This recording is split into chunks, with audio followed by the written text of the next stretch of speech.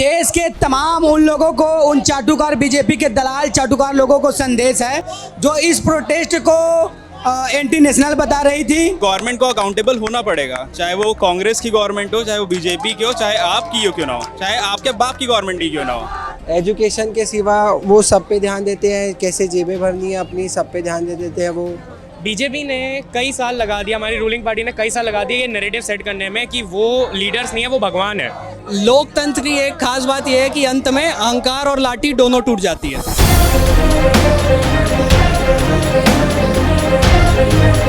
तो ये डेमोक्रेसी का टेस्ट पहली बार जो मोदी जी ने आज टेस्ट किया है वो धर्मेंद्र प्रधान से स्टार्ट हुआ है। कि ये जो आंदोलन था ये ना कांग्रेस का था, ना आम आदमी पार्टी का था, ना बीजेपी का था। नैरेटिव से सरकारें गिर जाती है, बन जाती है। लीडर्स आपके भगवान नहीं है, लीडर्स आपके सर्वेंट है। आपको उनके काम पे तालियां नहीं बजानी है, वो अपना काम कर रहा है, आपको उन्हें रिवॉर्ड करना है बाय री इलेक्टिंग देम। मेरे से ज़्यादा तो आप सब बता सकते हैं क्योंकि हम सबकी गाड़ियाँ खराब हो रही है एथेनॉल से। मैं अंधभक्त हूँ, मैं बीजेपी का दलाल हूँ, मुझे कुछ दिखाई नहीं देता। पॉलिटिक्स में बीजेपी हो, सीजेपी हो या कोई भी, हम उन्हें अपना भगवान बना लेते हैं, अंधभक्तों की तरह करते हैं। मेलोडी देख के ना मोदी जल्दी सुन लेते हैं कुछ चीज़ को। तो ये बीजेपी सरकार नहीं है, पूरा गुंडाई दंगाई लोगों की टीम है। जंतर मंतर पर आपने प्रदर्शन देख लिया होगा, लेकिन इस वक्त मैं मौजूद हूँ छत्तीसगढ़ की राजधानी रायपुर के जंतर मंतर जैसे जो यहाँ पर हालात बने हुए हैं। लोग इस वक्त प्रदर्शन करें। जी हाँ, धर्मेंद्र प्रधान जो शिक्षा मंत्री, उनका इस्तीफा तो हो गया है, लेकिन अब भी युवाओं में आक्रोश साफ तौर पर नजर आ रहा है। वो अपनी मांगों को लेकर इस वक्त जन आंदोलन कर रहे हैं, जो एक नॉन पॉलिटिकल मूवमेंट की तरह यहाँ पर सामने आ रहा है। आखिर जेनजीज जो यहाँ इस देश के युवा है वो क्यों इस वक्त प्रदर्शन कर रहे हैं, अपनी मांगों को लेकर सड़क पर है? वो युवा शक्ति जो हम जिसके बारे में हम जेनजी क्रांति की बात करते हैं, वो युवा शक्ति जो अक्सर आपको सोशल मीडिया रील्स स्क्रॉल करते हुए नजर आती है, लेकिन इस वक्त वो सड़कों पर क्यों है? और ये ऐसे हालात सिर्फ इस देश के नहीं है बल्कि इस देश के अन्य शहरों में भी है। फिलहाल राजधानी रायपुर के क्या हालात है मैं आपको दिखाऊंगी। नमस्कार, आप देख रहे हैं द लेंस और मैं हूँ आपके साथ पूनम ऋतु सेन। इस वीडियो को अंत तक जरूर देखिएगा और हम छत्तीसगढ़ की राजधानी रायपुर के उस अनछुए पहलू को और वो सभी चीजों को विस्तार से दिखाएंगे और आप तक वो सभी वीडियोस पहुंचाएंगे।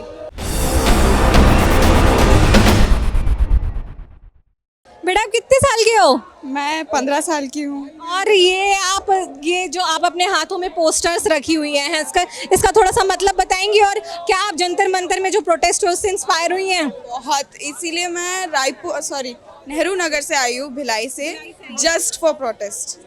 मेरी मम्मी मेरे साथ हैं और भी आए आपके साथ? हाँ, मैंने उनको नहीं लेके आई, उन्होंने मेरे को लेके आया था। तो यहाँ पे ये दोनों लड़कियाँ ने 16 और 17 जून 2026 को लगातार इन्होंने सुसाइड किया है।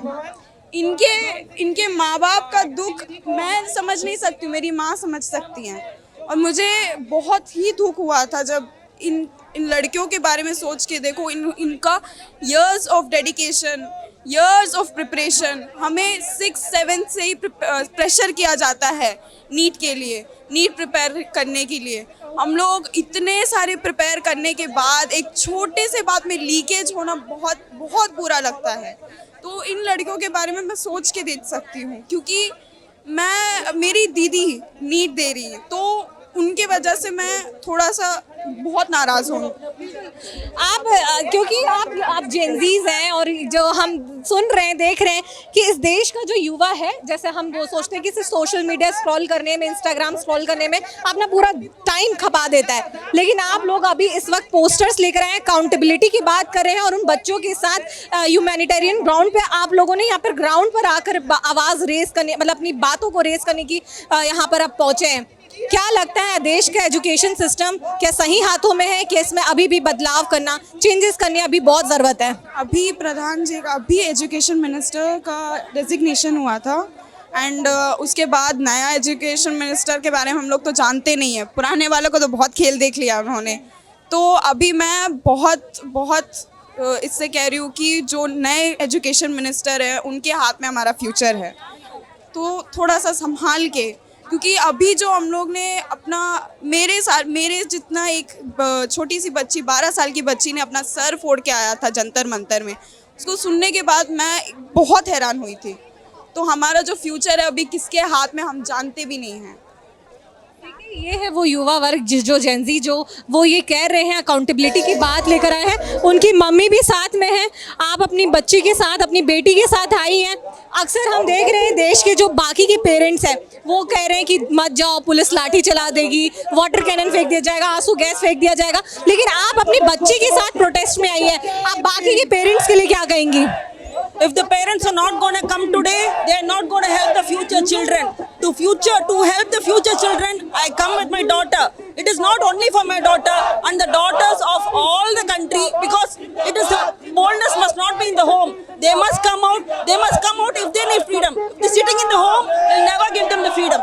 देखिए कॉकरोच जनता पार्टी का यहाँ पर आप देख सकते हैं, ये कॉकरोच स्प्रे के ऊपर बिल्कुल यहाँ कॉकरोच, और उनके हाथ में यहाँ पर भी भीमराव अंबेडकर जी की यहाँ तस्वीर है, और इनके इस हाथ पर भी देख सकते हैं वो उन्होंने यहाँ पे नरेंद्र मोदी के बारे में यहाँ पर उन्होंने कमेंट भी किया है, और प्रधानमंत्री के पीछे में कितना ज़्यादा आक्रोश इस वक्त है वो हम इन तस्वीरों के माध्यम से देख रहे हैं। चलिए कुछ और भी लोगों से बात करते हैं, आपसे बात करते हैं। आप अपने पोस्टर हाथ पे पोस्टर लिए हुए, इसका मतलब क्या है? आप क्या यहाँ पर बताना चाह रहे हैं? मैम बेसिकली जो जितने बड़े पॉलिटिशियन होते हैं, जैसे नरेंद्र मोदी हो गए, बाकी सब अनदर पॉलिटिशियन हो गए, तो सबके जो बच्चे रहते हैं वो फॉरेन में पढ़ते हैं, ऊंची ऊंची स्टडीज लेते हैं, बट जो बेसिक जो नॉर्मल आदमी रहता है, एवरेज एक आदमी, तो वो अच्छे से क्या एजुकेशन यहाँ ले नहीं पा रहे इंडिया में, ऊपर से यहाँ पे पेपर लीक्स हो रहे हैं, तो उसके रिगार्डिंग है ये पोस्टर। पॉलिटिकल पार्टीज के ऊपर आप क्या कहना चाहेंगे, क्योंकि आज का जो प्रोटेस्ट है वो नॉन पॉलिटिकल मूवमेंट की तरह यहाँ पर चल रहा है। पॉलिटिकल पार्टीज क्या वाकई में सिर्फ अपनी राजनीति सेकने की कोशिश करें? क्या वाकई में स्टूडेंट्स के लिए कोई यहाँ पे खड़े हो पाएगा? लग रहा है आपको, क्या लग रहा है भारत का भविष्य किन हाथों में जा रहा है? मैम अगर ऐसा ही चलते रहा तो आगे चल के एजुकेशन सिस्टम है वो पूरा कोलैप्स कर सकता है इंडिया का, तो उस हिसाब से मेरे को लगता नहीं कि कोई यहाँ पे स्टैंड ले सकता है इस जो टॉपिक है उसके हिसाब से। आप भी स्टूडेंट हैं? इसमें स्टूडेंट हूँ। क्या क्या चीज़ की प्रिपरेशन कर? BCA फर्स्ट ईयर में हूँ। अभी मैं IIT की तैयारी कर रहा हूँ, JEE कर रहा हूँ। आप बोलेंगे नहीं? बोलूंगा, बिल्कुल बोलूंगा। मैं अंधभक्त हूँ, मैं बीजेपी का दलाल हूँ, मुझे कुछ दिखाई नहीं देता। थोड़ा सा हमारे जो व्यूअर्स हैं उनको समझाइए कि आप इससे लेकर क्यों खड़े हैं, क्या इसका आप क्या? ये देश के तमाम उन लोगों को, उन चाटुकार बीजेपी के दलाल चाटुकार लोगों को संदेश है जो इस प्रोटेस्ट को एंटी नेशनल बता रही थी। ये उन लोगों के मुंह पे तमाचा है, उनको सही मुद्दे रोजगार शिक्षा नहीं दिखाई देती। ये तमाम जो बीजेपी के झूठे वादे हैं उनको दिखाई नहीं देती, इनको बस धर्म के नाम पर लड़ना आता है। देश के 93,000 स्कूल बंद हो गए, हमारे देश के बहन बेटियों के ऊपर बलात्कार अत्याचार हो, ये उनके दिखाई नहीं दे रहे। भारतीय संविधान में आमूलचूल परिवर्तन हो रहा है, संवैधानिक रूप से प्राइवेटेशन के नाम पर अडानी को देश को बेचा जा रहा है, ये उनको दिखाई नहीं दे रहे। जो पुलवामा अटैक हुआ, अभी तक जो 300 अटैक्स आए थे वो उनको पता नहीं। जो ऑपरेशन अभी सिंदूर हुआ उसमें हमारे कुछ जवान शहीद हुए, उसको भी बीजेपी सरकार छुपा रही है। और बड़ी शर्म की बात है जो अभी 22-23 तारीख का स्टेटमेंट है, बीजेपी का एक सांसद, वो सांसद नहीं गुंडा है, वो बोलता है कि जो इस प्रोटेस्ट में आएगा उस छात्र का हम फ्यूचर खराब कर देंगे और बिना वारंट के उनके घर परिवार वालों को भी उठा देंगे। तो ये बीजेपी सरकार नहीं है, पूरा गुंडाई दंगाई लोगों की टीम है। ये बताइए, आपके हाथ में मैं यहाँ पे गुलाब का फूल देख रही हूँ, मैं आपसे समझना चाहूँगी आपकी उम्र कितनी होगी? मेरी एज जो है 25 ईयर की हूँ। लेकिन मैं ये आप किसके लिए लेके जा रहे हैं?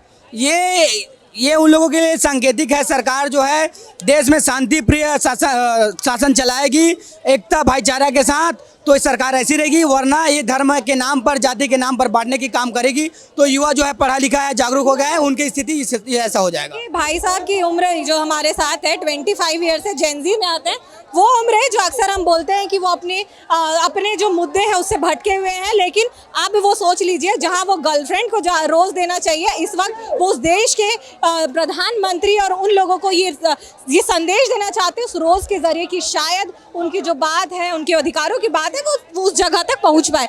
ये बिल्कुल जिस तरीके से हम पोस्टर्स देख रहे हैं, बिल्कुल जेनजी है, वो आज सड़क पर आ चुके हैं। कुछ और भी पहलुओं पर बात करते हैं। Hi, what's your name? I am Hansla. What you are protesting right now? So basically एक बहुत छोटा सा स्टेटमेंट चल रहा है ना, बेटी बढ़ाओ बेटी बचाओ, बेटी पढ़ाओ, बेटी बचाओ बेटी पढ़ाओ, और फिर जब वही बेटी पढ़ जाती है तो उसको लाठी से मारो या जिंदा जलाओ। तो उसके अगेंस्ट हूँ, उस थॉट प्रोसेस के अगेंस्ट हूँ। और मेरा तो इतना कहना है कि पढ़ो और पढ़ने दो, कि it is not only about one particular person, it is about the whole education system. It's about how we are bringing up India. I mean, every single places. आप गवर्नमेंट स्कूल्स को देख लीजिए कि ज़्यादा से ज़्यादा गवर्नमेंट स्कूल का privatisation बंद करना है और चाहिए, और सोच भी ऐसी पैदा हो गई है कि चाहिए प्राइवेट स्कूल और जाना है अपने को गवर्नमेंट कॉलेजेस में, जबकि हमको गवर्नमेंट स्कूल्स को भी सेम उसी तरीके से आगे बढ़ाना चाहिए। उन बच्चों का क्या जो इस वक्त असम में अपनी कॉपी किताब जो है रोड पे सुखा रहे हैं, ठीक है, क्या स्टेप ले रही है गवर्नमेंट? तो ये एक एजुकेशनल रिफॉर्म्स के थ्रू एक छोटी सी स्टेटमेंट है कि रेनासा कभी इंडिया में आया नहीं है, तो ये हाई टाइम है कि now we should bring renaissance to India. And in fact जो हमारा लेटेस्ट एजुकेशन मिनिस्टर अभी अपॉइंट हुए हैं, क्या उनकी भी क्या डिग्री है? BA, ना ही उनका एजुकेशन में कोई बैकग्राउंड, उनसे 5 डिग्री आगे तो मैं हूँ।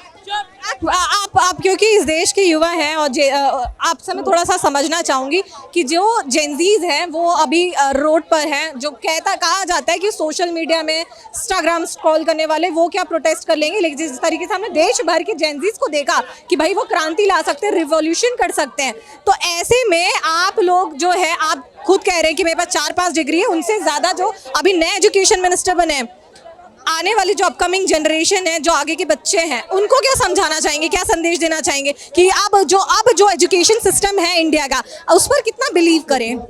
अभी तो हमारी बैटल, जैसे कि मैंने बोला, कि सोच के लिए है, तो सोच को ख़त्म करना सबसे पहले ज़रूरत है, जो कि एकदम पूरी तरीके से करप्ट हो चुकी है हर मामले में, specially in terms of education. तो सोच के खिलाफ लड़ते रहो, आवाज़ उठाते रहो, चुप मत रहो, सही का साथ दो, और एक बार बोल के तो देखो, एक बार सच बोल के देखो अपने एक बार दिल को। मुझे पता है कि सारे ये जो जनरेशन है उनके दिल में बहुत सारी चीज़ें हैं, बहुत कुछ बोलना चाहते हैं, तो उसको बाहर निकालें, बोलें, आए, ज़्यादा से ज़्यादा ज्वाइन करें। और जैसे कि हमने प्रूव कर दिया कि आवाज़ हमारी मैटर करती है और वो हमेशा मैटर करती रहेगी, तो कभी बोलना ना बंद करें, चुप ना हो। एक आवाज़ वो शुरू होता है अपने आप से शुरू करें, अपने आप को बोले, अपने आप को समझाए, पूरी दुनिया सुनेगी। जिस जेनजी की हम क्रिएटिविटी की बात करते हैं, वो क्रिएटिविटी आप इनके पोस्टर में देख सकते हैं। यहाँ पे इन्होंने लिखा है एलिमिनेटेड पेंडिंग एंड लोडिंग।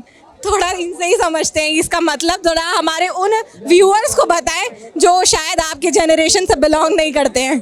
तो इन्होंने तो इस्तीफा दे दिया, 2.5 साल बाद हो सकता है ये दे दे, कहीं वोट हमारा इनको नहीं जाता है तो, और चले गया इनको तो फिर तो कोई कुछ नहीं कर सकता, और ये तो लोडिंग ही है। ठीक है भैया, आप बड़े इंटरेस्टिंग आदमी लग रहे हैं, मैं तो आपसे ही थोड़ा सा बात करूंगी।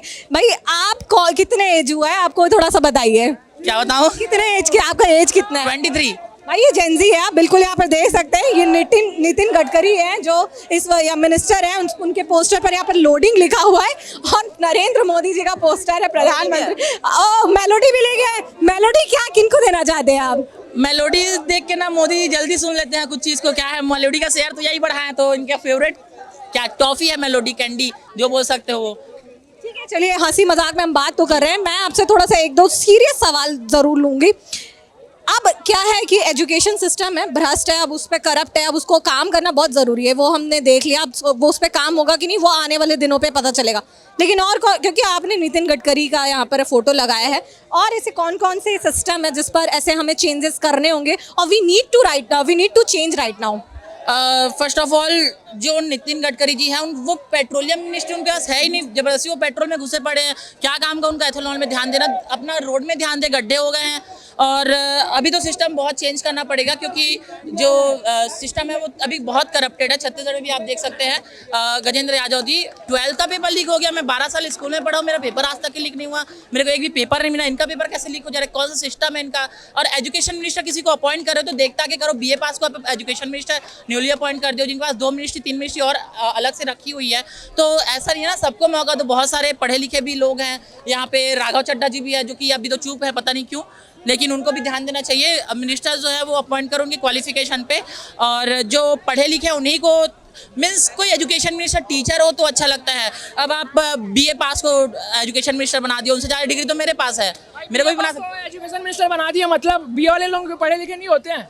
BA पास के बेस पे ही एजुकेशन मिनिस्टर बने, ये बोल रहा हूँ मैं। तो BA पास लोग, अरे भाई आप एक मिनट भैया, आपके हिसाब से एक एजुकेशन मिनिस्टर की क्वालिटीज क्या होनी चाहिए भारत के? मैम देखिए, क्वालिटीज में सबसे पहले वो जो पूरा एजुकेशन का जो सिस्टम है उसको पहले समझना चाहिए कि उसको पूरा समझना, क्योंकि आपको भी मालूम है एजुकेशन मिनिस्टर अकेला नहीं समझ, उसके अंदर कई सारे IAS होते हैं, डिफरेंट टाइप के अधिकारी होते हैं, बहुत से होते हैं, तो वो सबको कैसे कंट्रोल करना है, कैपेबल होना चाहिए। हाँ वो कैपेबल होने चाहिए। वो डिग्री कोई डिग्री मैटर नहीं करता, BA और है। जेंजीज हैं, सबके अपने अपने पर्सपेक्टिव हैं और बहुत सारे सवाल है जो बिल्कुल वाजिब है। मैं अपने पीछे तमाम वो जेंजी वर्ग के युवाओं को देख रहे हैं, उनके हाथों में यहाँ पे रोजेज है। हम कहते हैं कि वो युवा जो अपनी गर्लफ्रेंड्स के लिए रोजेस लेके जाते हैं, लेकिन आज वो उन रोजेस के जरिए आप ही रोज किसको देने आए हैं? मैं अपने भाई को देने आया हूँ। भाई को देने आए, किस लिए? ये मेरा भाई है, हमेशा मेरा साथ देता है। जेंजी है बिल्कुल। और आप गवर्नमेंट के लिए क्या कहना चाहेंगे? क्या उनकी पॉलिसी सही है? आप लोग यहाँ किस लिए आए, किस लिए शामिल हो रहे हैं? काम और अच्छा होना चाहिए, रायपुर और ज़्यादा डेवलप होना चाहिए। जैसे विष्णुदेव आया, मतलब डेवलपमेंट कम दिख रही है रायपुर में, और अच्छे से होना चाहिए डेवलपमेंट। मैं जितना समझ पा रही हूँ आप लोगों की जो एज होगी वो ज़्यादा किसी पॉलिटिकल पार्टीज के सपोर्ट में आप लोग नहीं होंगे, तो क्या आप लोग कॉकरोच जनता पार्टी के सपोर्ट में, या फिर आप लोग एज अ स्टूडेंट यहाँ पे या as a citizen of India आप लोग यहाँ पे प्रोटेस्ट कर रहे हैं? सपोर्टर आया हूँ अच्छी चीज़ के लिए, जैसे मैंने कहा डेवलप अच्छा होना चाहिए, तो मैं उसके सपोर्ट में हूँ। What things we have to need to change in India and in Raipur in Chhattisgarh? What do you think about it? पहले तो गवर्नमेंट का ही है, जो मतलब जो यहाँ का रूल रेगुलेशंस है, लोग है, बस। What Raipur of citizen are facing right now? Just a traffic problem, sewerage problem. What do you think? Anything? There are many problems in ways like there is electricity problem, the bills are very high, the traffic problem due to several buildings or dug holes in streets. This should be taken care immediately. Thank you. देखिए बहुत सारे यहाँ पे Gen Zs हैं जो अपने posters लेकर आए हैं। क्या पोस्टर पकड़े हैं आप? A government that can't tolerate protest can't handle democracy. Okay, देखिए ये सीधा बोल रहे हैं कि ऐसा गवर्नमेंट जो टॉलरेट नहीं कर पाता है प्रोटेस्ट को, वो डेमोक्रेसी को भी हैंडल नहीं कर सकता। थोड़ा इनसे ही समझते हैं, डेमोक्रेसी से आप क्या समझते हैं? क्या वाकई में अभी जो इंडियन डेमोक्रेसी है वो क्या सही हाथों में, क्या चेंजेस होने चाहिए? आप भी जेंजी हैं? जी, मैं भी जेंजी हूँ जैसे कि। तो देखिए डेमोक्रेसी जो हो रहा है वो गलत है। और एक इंटरव्यू में जो शिक्षा मंत्री है, क्या नाम है उनका, मुझे नाम भी याद, प्रहलाद जोशी अभी नए बने हैं।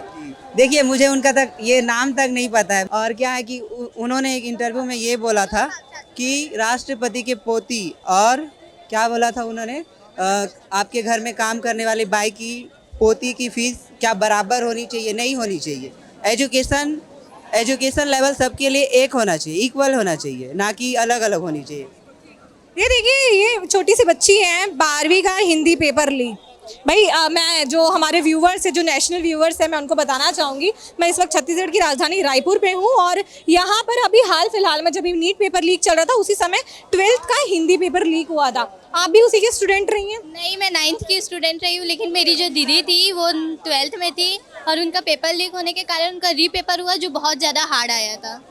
ये हम देख रहे हैं कि देश में बहुत सारे पेपर लीक्स हो रहे हैं, ठीक है। आपको क्या लग रहा है, क्या अब आने वाले जो जनरेशन, जैसे आप 9th में हैं, आप 10th 11th 12th में जाएंगी, आगे कॉलेज करेंगी, यहाँ का एजुकेशन सिस्टम आपको क्या लगता है कि यहाँ अब क्या चेंजेस है, हमको करना चाहिए क्या? अब क्या वो सही हाथों में है? क्योंकि अब आप कुछ दिनों में 18 ईयर्स की कंप्लीट कर लेंगे, आप वोट भी देंगी, तो ऐसी गवर्नमेंट जो आने वाली या जो इलेक्शन लड़ने वाली, उनको आप क्या करेंगे? क्या चेंजेस अभी से उनको करना चाहिए ताकि आप उनको वोट दे सकें?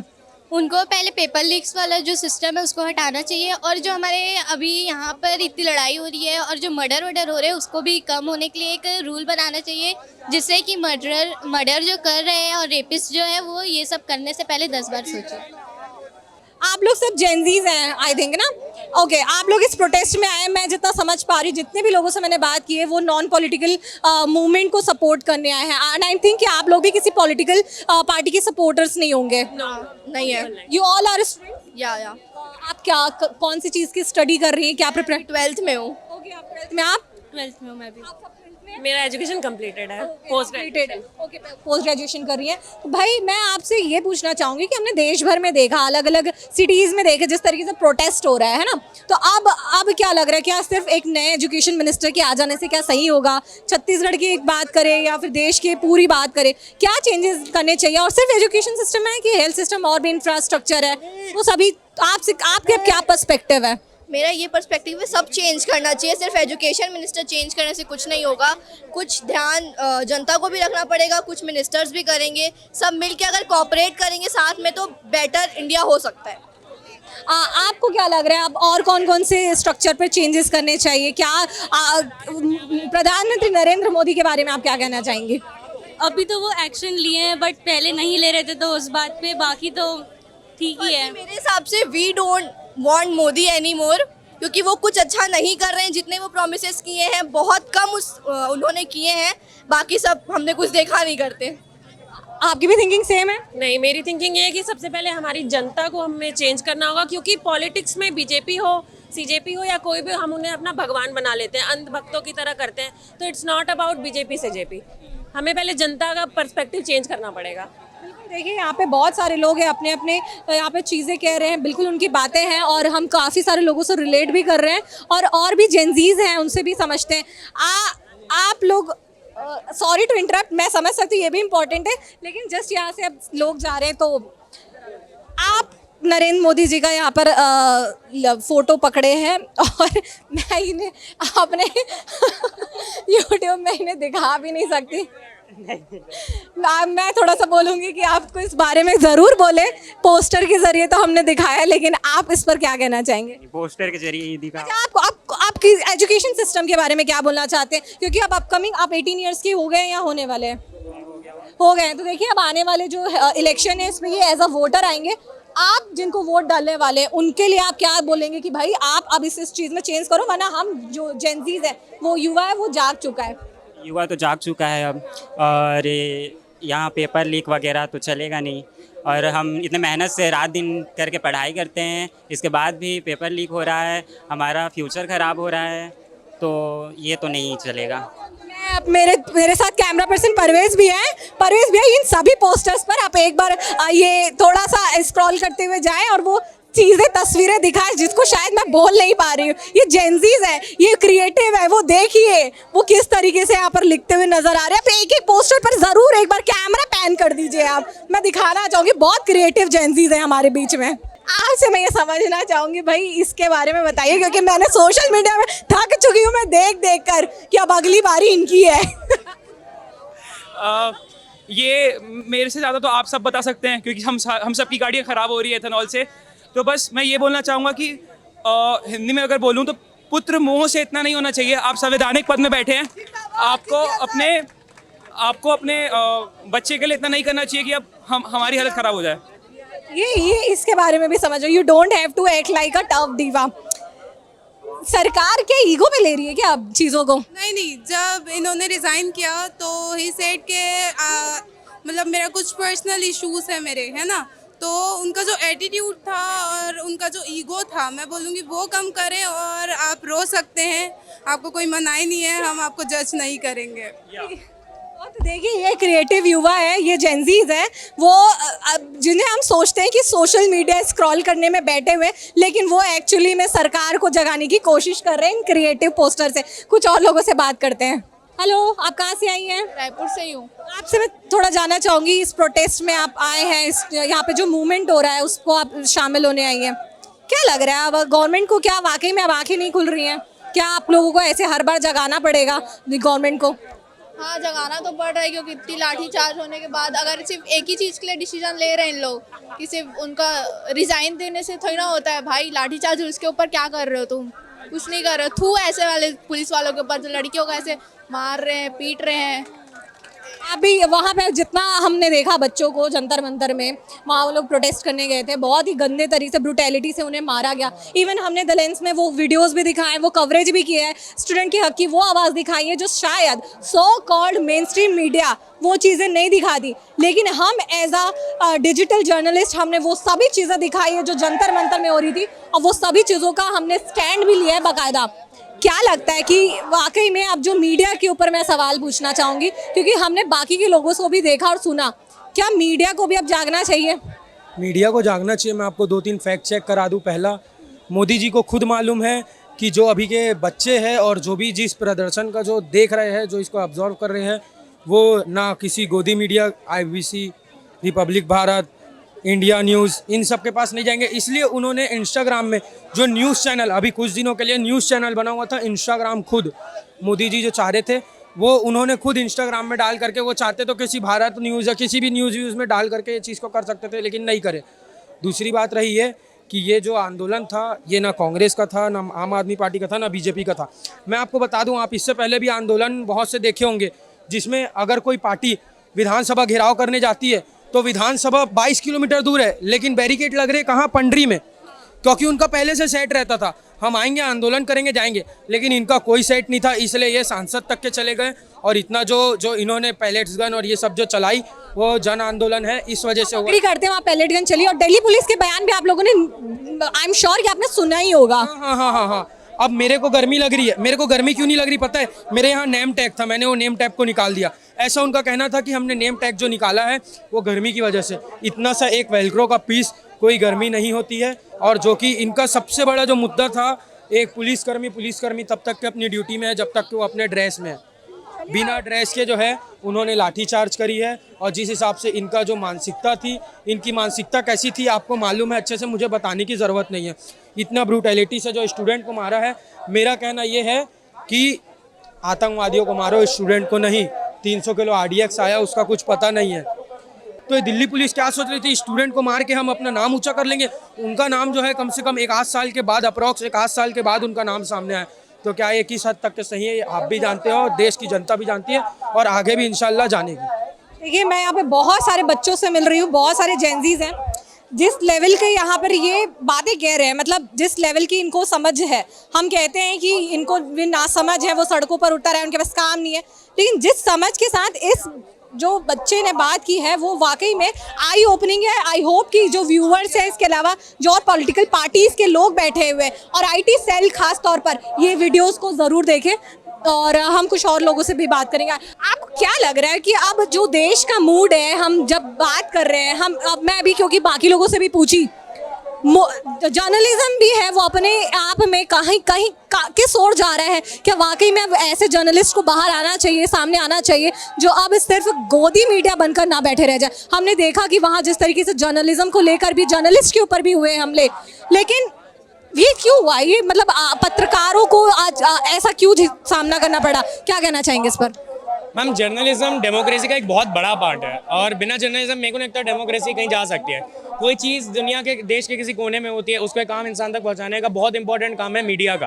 पर जब मीडिया बिकाऊ हो जाती है, जब मीडिया एक तरफ की कहानी सुनाने लगती है, तो मीडिया से ज़्यादा एक दलाल बन के रह जाती है।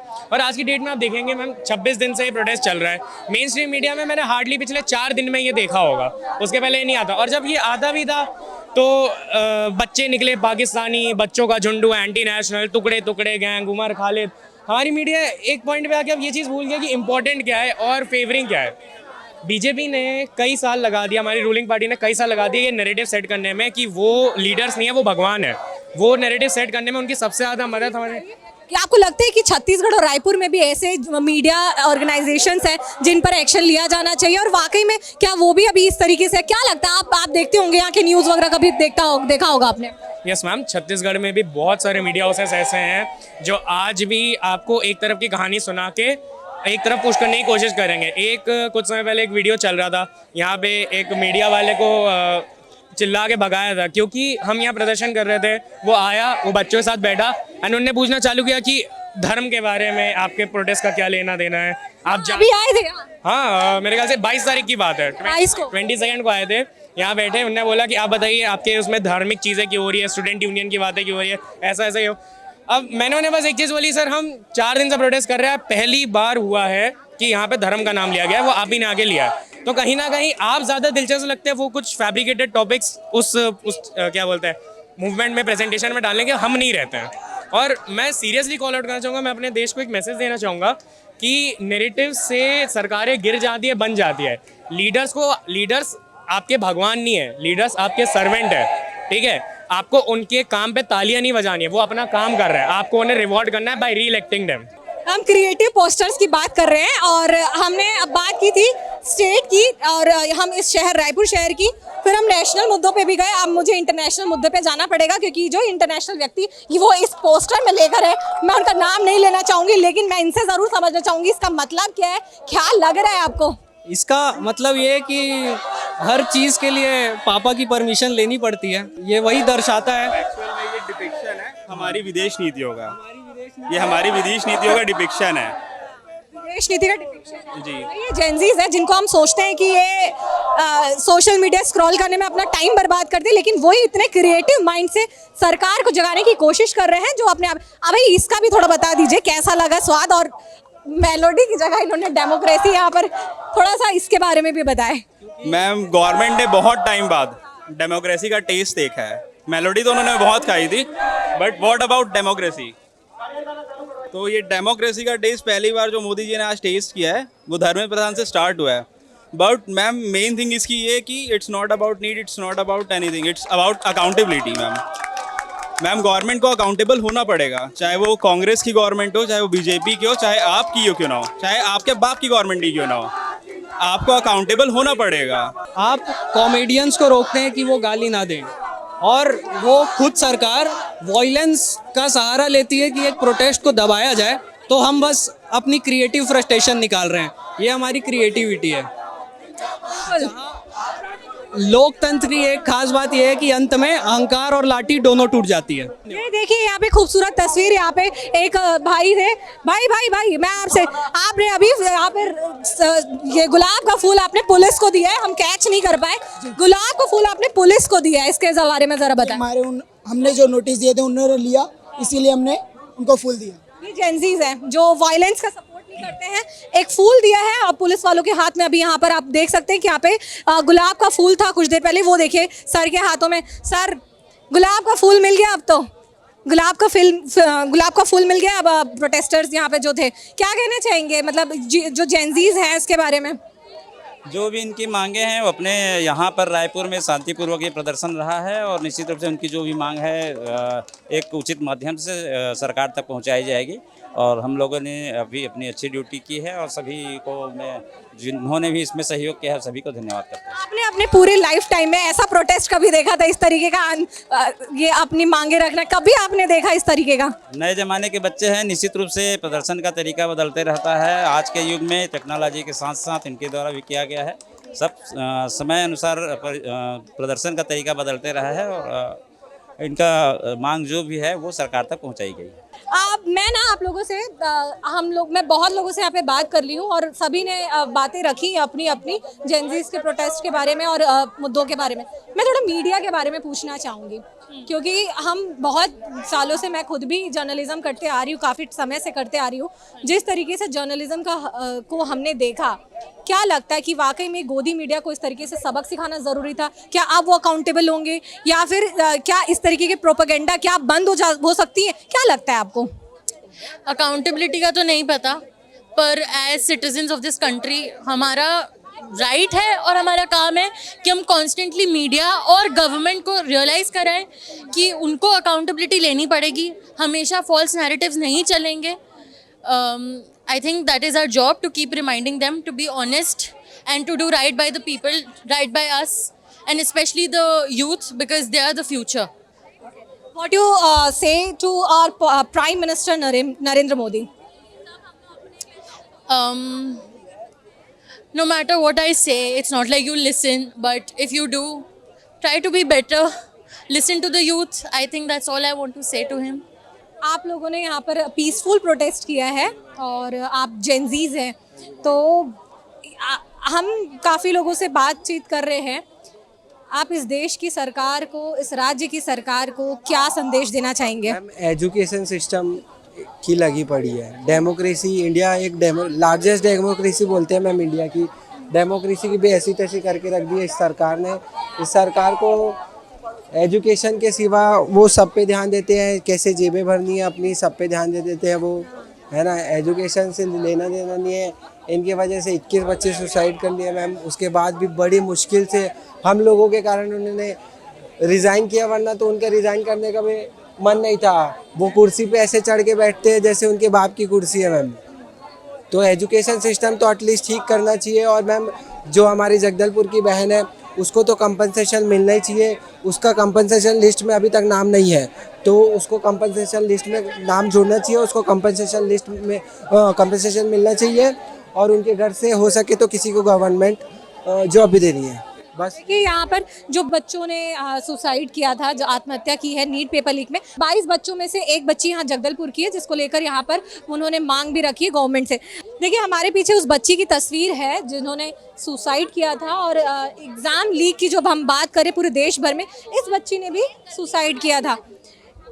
इसके बारे में थोड़ा सा बताइए कि आप लोगों ने इस बारे में आप लोगों ने क्या मांगे रखी हैं, सरकार क्या आप सुनेगी आप लोगों की मांग?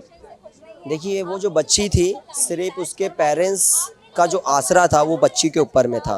कहीं ना कहीं ये जो जगदलपुर की बच्ची है, मैं सिर्फ ये कहना चाहता हूँ कि ये बच्ची का परिवार का जो आसरा था इन बच्चों के ऊपर में था। वो बच्ची के अलावा इस परिवार में कोई आसरा नहीं था। एक बच्ची थी जिसको उनका परिवार पढ़ाकर अच्छे लेवल में पहुंचाकर एक डॉक्टर बनाकर अपना जीवन यापन करवाना चाहती थी। उस बच्चे से अच्छा काम करवाना चाहती थी, पर कहीं ना कहीं ये सरकार की रणनीतियों के कारण, सरकार का ये जो बेचा गया जो पेपर है, उनके द्वारा कहीं ना कहीं ये बच्ची भी आज सूली पे चढ़ गई है। ये कहीं ना कहीं सरकार की गलती है। सरकार क्या, आज सरकार के लोग जो सत्ता में बैठे, चाहे एमएलए हो चाहे संसद हो, आज उन बच्चे के परिवार से आप आँख से आँख मिला के बात नहीं कर सकते। कहीं ना कहीं ये बच्चों के परिवार से बात करने को भी तैयार नहीं है। मैं धर्मेंद्र प्रधान के इस्तीफ़ा की बात करते हैं। धर्मेंद्र प्रधान का इस्तीफ़ा, कहीं ना कहीं बच्चे जागे हैं तब जाके धर्मेंद्र प्रधान का इस्तीफ़ा हुआ है। अच्छा, मैं आपसे थोड़ा ये भी सवाल करना चाहूँगी कि मीडिया को लेकर बहुत सारी चीज़ें आई है सामने। क्या अब गोदी मीडिया जो तथाकथित हम so called main stream media कहते हैं, क्या अब उनकी आंखें खुलेंगी कि अब उन्हें जनता की आवाज़ सरकार तक साफ साफ पहुंचानी होगी? क्या मीडिया, क्योंकि बहुत इम्पोर्टेंट रोल रखता है एक डेमोक्रेसी में। देखिए मैं आपको बताता हूँ, अभी सरकार का एक नया योजना आया था कि वीडियो बनाने वाले को, यूट्यूब के इन्फ्लुएंसरों को वीडियो बनाने के लिए 60-60 हज़ार रुपये दिया जा रहा था। हम मीडिया के द्वारा ये देखे थे। तो आप सरकार किस टाइप का वीडियो बनवाना चाहती है अपने पक्ष में? जो सरकार अपने पक्ष में वीडियो बनाती है उनको हम बोलते हैं गोदी मीडिया। अब जो गोदी मीडिया रहता है वो एक्सेप्ट करता है, जो नहीं रहता वो नहीं करता है ना। तो कहीं ना कहीं मीडिया भी संविधान के एक चौथा स्तंभ है, उनका भी एक बहुत बड़ा योगदान है। मैं तो यही कहना चाहता हूं, जो गोदी मीडिया है, दिमाग में जो उनके बीजेपी के रणनीति जो भरे पड़े हैं उससे दूर हो जाओ, क्योंकि युवा अब जग चुके हैं। हो सकता है युवा के पास में सोशल मीडिया है, तुम्हारे मीडिया की भी जरूरत अब नहीं पड़ेगी। तो गोदी मीडिया, इस बातों से भी आप दूर हो जाओ, सरकार का चलाना बंद कर दो। जो सच है वो सच की आवाज़ आप दिखाइए, तो जनता आपका भी सपोर्ट करेगी। द लेंस लगातार कोशिश कर रहा है कि सच साफ साफ दिखाते रहे और ऐसा जर्नलिज्म का पेश करने की कोशिश कर रहा है।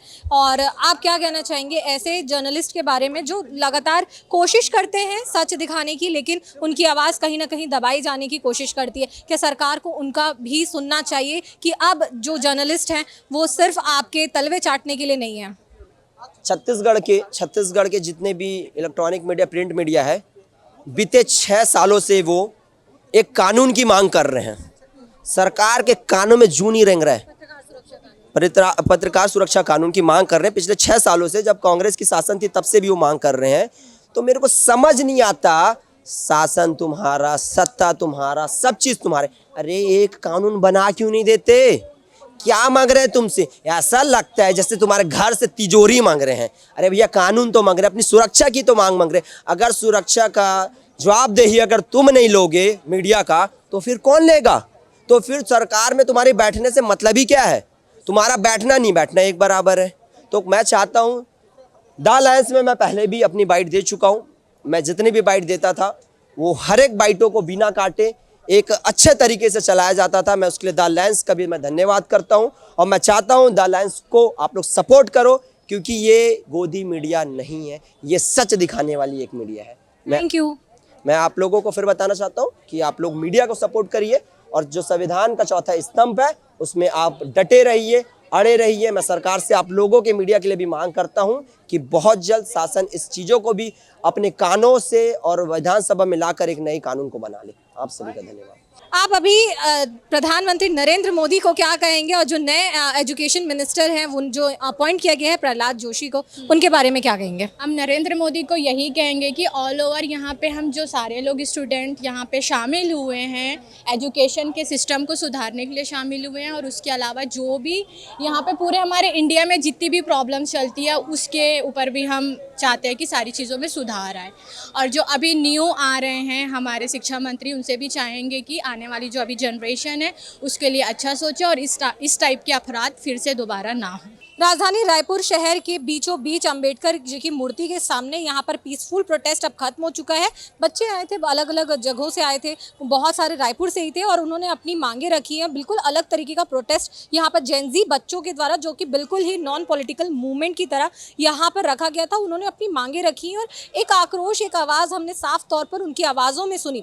वो अपनी मांग रख रहे हैं लेकिन पीसफुल तरीके से, और हमने ये भी देखा कि वो पुलिस को गुलाब का फूल देते हुए नज़र आ रहे हैं। और यहाँ पर बच्चों वॉलंटियर्स हैं, उन्होंने पानी के भी पहुँचाया, खाने के लिए भी कुछ सामान लेके, बहुत सारी चीज़ें हैं। यानी डेमोक्रेसी की यहाँ पर बात है, लोकतंत्र की बात है, जिसमें सुधार किया जाना बेहद ज़रूरी है। खासतौर पर सरकार को, चाहे वो केंद्र की हो, राज्य की हो, चाहे किसी भी जगह की सरकारें हों, उन्हें अब काम करना होगा। अकाउंटेबिलिटी, जवाबदेही की मांगे अब जनता है, वो खासकर युवा वर्ग है, वो मांग रही है। वो कह रही है कि उनकी पैनी नज़र है, वो सिर्फ सोशल मीडिया पर डिपेंडेंट नहीं है, बल्कि वो सड़क पर आकर भी आवाज़ उठा सकती है, मांग कर सकती है। यानी अब आपको अपनी कार है, जो काम है, वो जवाबदेहिता के साथ यहाँ पर पूरी करनी होगी। रिलायंस ऐसे ही सच साफ साफ दिखाता रहेगा और सभी पहलुओं को आप तक यूं ही पहुंचाता रहेगा। इस पूरे वीडियो को देखने के बाद क्या लगता है कि हमारी युवा पीढ़ी है वो कितनी सक्षम है, कितनी पढ़ी लिखी है, और क्या वाकई में अब जो देश का भार है क्या वो सही कंधों पर है? क्या लगता है इस वीडियो को देखने के बाद? आप हमें पूरी चीज़ें कमेंट बॉक्स के जरिए पहुँचा सकते हैं। ऐसे ही हम वीडियोज़ दिखाते रहेंगे, रिपोर्ट्स पहुँचाते रहेंगे। कैमरा पर्सन कलीम परवेज के साथ द लेंस के लिए पूनम ऋतु सेन।